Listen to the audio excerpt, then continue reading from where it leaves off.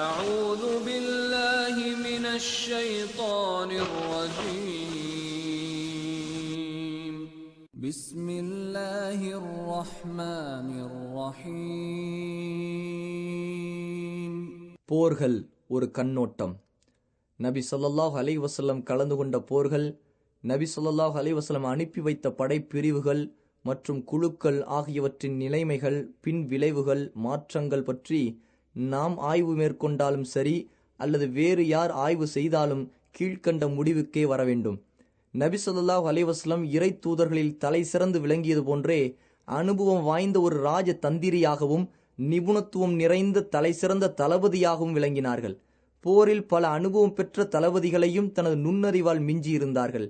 தான் கலந்து கொண்ட எல்லா போர்க்களங்களிலும் அவர்களின் போர் திறனிலோ இராணுவ முகாம்களை சரியான உறுதிமிக்க முக்கிய இடங்களில் அமைத்து போர் புரிவதிலோ ஒரு காலம் தவறு நிகழ்ந்ததில்லை. இவை அனைத்திலும் எக்காலத்திலும் எந்த போர் தளபதிகளிடமும் இருந்திராத அரிய நிபுணத்துவத்தை வெளிப்படுத்தியுள்ளார்கள். உஹுத், ஹுனைன் ஆகிய போர்களில் படையினரின் தவறான முடிவுகளாலும் நபி ஸல்லல்லாஹு அலைஹி வஸல்லம் அவர்களின் கட்டளைக்கு மாறு செய்ததாலும் தான் பின்னடைவு ஏற்பட்டது. இந்த இரண்டு போர்களில் முஸ்லிம்கள் தோற்று பின்னடைந்த போதிலும் நபி ஸல்லல்லாஹு அலைஹி வஸல்லம் புறமுதுகு காட்டாமல் எதிரிகளை முன்னோக்கி சென்று தங்களது துணிவையும் வீரத்தையும் நிலைநாட்டினார்கள். இதற்கு உஹுது போர் ஒரு எடுத்துக்காட்டாகும். போரில் ஏற்பட்ட தோல்வியை வெற்றியாக மாற்றினார்கள். இதற்கு ஹுனைன் போரை எடுத்துக்காட்டாக கூறலாம். இது போன்ற உக்கிரமான போர்களில் படையினர் புறமுதுகிட்டு தோற்று திரும்பி ஓடும்போது தளபதிகள் தங்களை காப்பாற்றிக் கொண்டு தப்பிப்பதிலேயே குறியாயிருப்பார்கள். ஆனால் நபி ஸல்லல்லாஹு அலைஹி வஸல்லம் அவ்வாறு செய்யாமல் எதிரிகளை நோக்கியே முன்னேறினார்கள். இதுவரை நாம் கூறியது நபி அவர்களின் போர் நிபுணத்துவம் பற்றிய கண்ணோட்டமாகும். மேலும் இந்த போர்களினால் அரபு உலகம் முழுவதும் பாதுகாப்பு பெற்றது. அங்கு அமைதி நிலவியது. குழப்பத்தீ அணைந்தது. இஸ்லாமிற்கும் சிலை வழிபாட்டிற்கும் இடையே நடந்த போர்களில் எதிரிகளின் வலிமை குன்றியது. அவர்கள் சமாதானத்திற்கு அடிபணிந்தார்கள். இஸ்லாமிய அழைப்பு பணி பரவுவதற்கு உண்டான தடைகளும் அகன்றன. இவையாவும் நபி ஸல்லல்லாஹு அலைஹி வஸல்லம் அவர்கள் நடத்திய அறப்போர்களினால் ஏற்பட்டவை என்பது ஆய்வில் நமக்கு தெரிய வரும் உண்மை. மேலும் இந்த போர்களில் தன்னுடன் இருப்பவர்களில் உண்மையான தோழர் யார், உள்ளத்தில் நயவஞ்சகத்தை மறைத்து மோசடி செய்ய துடிக்கும் முனாஃபிக்குகள் யார் என்பதை நபி ஸல்லல்லாஹு அலைஹி வஸல்லம் அவர்களால் பிரித்தறிய முடிந்தது. இது மட்டுமின்றி போரை தலைமையேற்று நடத்தும் மிகச்சிறந்த தளபதிகளையும் நபி ஸல்லல்லாஹு அலைஹி வஸல்லம் உருவாக்கினார்கள். இந்த தளபதிகள் ஈராக், ஷாம் போன்ற பகுதிகளில் பாரசீகர்களுடனும் ரோமர்களுடனும் போர் புரிந்தார்கள். நீண்ட காலம் வல்லரசுகளாக விளங்கிய ரோமானியர்களையும் பாரசீகர்களையும் விட மிக திறமையாக படையை வழிநடத்தி தோட்டந்துறவுகளிலும் கோட்டை கொத்தளங்களிலும் மிக ஏகபோக அடக்குமுறையுடன் அராஜக வாழ்க்கை நடத்திய எதிரிகளை அவர்களது வீடு வாசல் நாடுகளை விட்டு வெளியேற்றி வெற்றி கண்டார்கள். இதுபோன்றே போர்களினால் முஸ்லிம்களுக்கு தேவையான குடியிருப்பு, விவசாய நிலங்கள், தொழில்துறை போன்றவற்றை நபி ஸல்லல்லாஹு அலைஹி வஸல்லம் வளப்படுத்தினார்கள். வீடு வாசலின்றி அகதிகளாக வந்த மக்களின் துயர் துடைத்தார்கள். இஸ்லாமிய அரசுக்கு தேவையான ஆயுதங்கள், படைபலங்கள், வாகனங்கள், செலவீனங்கள் அனைத்தையும் ஆயத்தமாக வைத்திருந்தார்கள். இந்த அனைத்து ஏற்பாடுகளையும் அல்லாஹுவின் அடியார்கள் மீது வரம்பு மீறல், அட்டூழியம் செய்தல் ஆகிய ஏதுமின்றியே செய்து வந்தார்கள். மேலும் இது நாள் வரை அறியாமை காலத்தில் எந்த அடிப்படைக்காகவும் நோக்கங்களுக்காகவும் போர்த்தி மூட்டப்பட்டு வந்ததோ அவை அனைத்தையும் அனைத்து முற்றிலும் மாற்றி அமைத்தார்கள். கொள்ளை, சூறையாடல், அநியாயம், அத்துமீறல், எளியோரை வாட்டுதல், கட்டடங்களை இடித்தல், பெண்களின் கண்ணியத்தை குலைத்தல், சிறுவர்கள், குழந்தைகள் போன்றவர்களுடன் கடின சித்தத்துடன் நடந்து கொள்ளுதல், விவசாய பயிர் நிலங்களை பாழ்படுத்துதல், அல்லாஹ்வின் பூமியில் குழப்பம், கலகம் விளைவித்தல் போன்ற கொடுஞ்செயல்கள் நிறைந்ததாகவே போர்கள் அக்காலத்தில் இருந்தன. ஆனால் நபி ஸல்லல்லாஹு அலைஹி வஸல்லம் உயர்ந்த லட்சியங்களையும் சிறந்த நோக்கங்களையும் அழகிய முடிவுகளையும் கொண்டு வருவதற்கு செய்யப்படும் ஒரு தியாகமாக, விடுதலை காற்றை சுவாசிக்க துடிக்கும் ஒரு சுதந்திர போராட்டமாக போரை மாற்றினார்கள். மனித சமுதாயத்திற்கு கண்ணியம் அளிப்பது, அநியாயத்தின் பிடியிலிருந்து விடுவிப்பது, நீதத்திற்கு கட்டுப்படுவது ஆகியவற்றையே போரின் நோக்கமாக்கினார்கள்.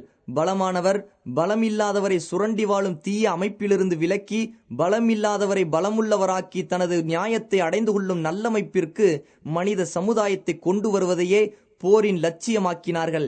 இதைத்தான் ஒடுக்கப்பட்டவர்களை, பலவீனமானவர்களை விடுவிப்பதற்காக போர் புரியுங்கள் என்று அல்லாஹ் குர்ஆனில் கூறுகின்றான். பலவீனமான ஆண்களையும் பெண்களையும் சிறு குழந்தைகளையும் பாதுகாப்பதற்காக அல்லாஹுடைய பாதையில் நீங்கள் போர் புரியாதிருக்க நேர்ந்த காரணம் என்ன?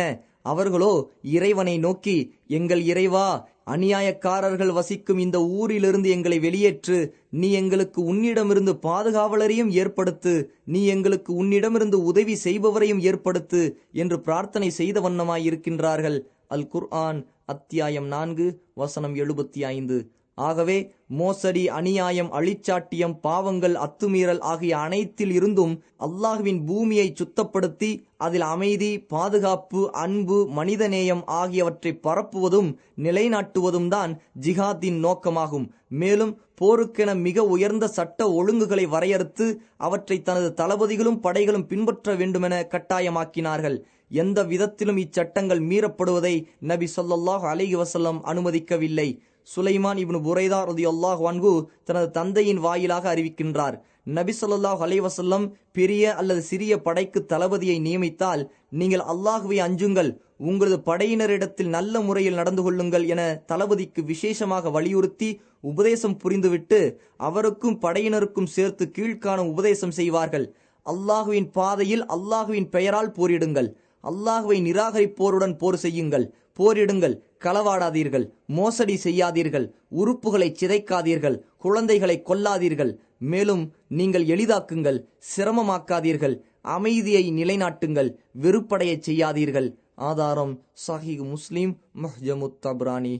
நபி ஸல்லல்லாஹு அலைஹி வஸல்லம் ஒரு கூட்டத்தார் மீது தாக்குதல் தொடுக்க செல்கையில் இரவு நேரமாக இருப்பின் காலை வரை பொறுத்திருப்பார்கள். உயிர்களை நெருப்பிலிட்டு பொசுக்குவதை நபி ஸல்லல்லாஹு அலைஹி வஸல்லம் வன்மையாக தடுத்தார்கள். சரணடைந்தவர்களை கொல்லக்கூடாது, பெண்களை கொல்வதோ அடிப்பதோ கூடாது, கொள்ளையடிக்க கூடாது, கொள்ளையடிக்கப்பட்ட பொருளை உண்பது செத்த பிணத்தை உண்பதை விட கேவலமானது, விவசாய நிலம் மற்றும் மரங்களை அழிக்கக்கூடாது, ஆனால் எதிரியை அடக்குவதற்கு இதை தவிர வேறு வழி ஏதும் தென்படாவிட்டால் நிர்பந்த சூழ்நிலையில் நிலம் மற்றும் மரங்களை அழிக்கலாம். இவ்வாறு போரில் கடைபிடிக்க வேண்டிய முறைகளை நபி ஸல்லல்லாஹு அலைஹி வஸல்லம் தமது தோழர்களுக்கு கற்றுக் கொடுத்தார்கள்.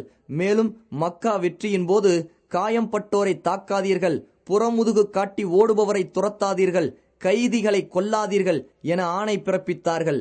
ஒப்பந்தம், உடன்படிக்கை செய்து கொண்டவர்கள் கொல்லப்படுவதை மிக வன்மையாக கண்டித்து, யார் ஒருவர் உடன்படிக்கை செய்து கொண்டவரை கொன்றுவிட்டாரோ அவர் சுவன வாடையை நுகரமாட்டார், சுவன வாடையை 40 ஆண்டுகள் தூரமாக இருந்தாலும் நுகரலாம் என நபி ஸல்லல்லாஹு அலைஹி வஸல்லம் எச்சரித்தார்கள்.